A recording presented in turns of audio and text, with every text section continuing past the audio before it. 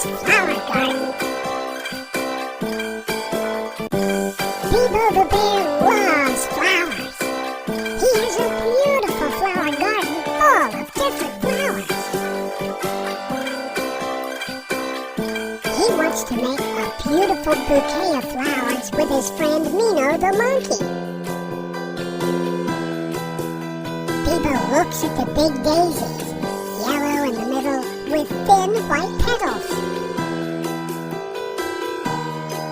Mino looks at the carnations in pinks and purples with frilly petals.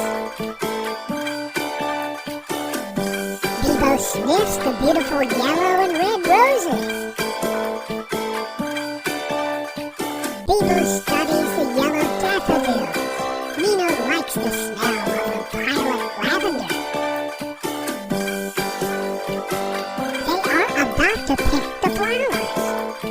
You should leave them out here for everyone to enjoy, says Sarah the sheep as she walks by. Immediately, BIBO takes out a camera from his pocket. You're right, Sarah. I won't pick flowers. I'll just take beautiful pictures of them.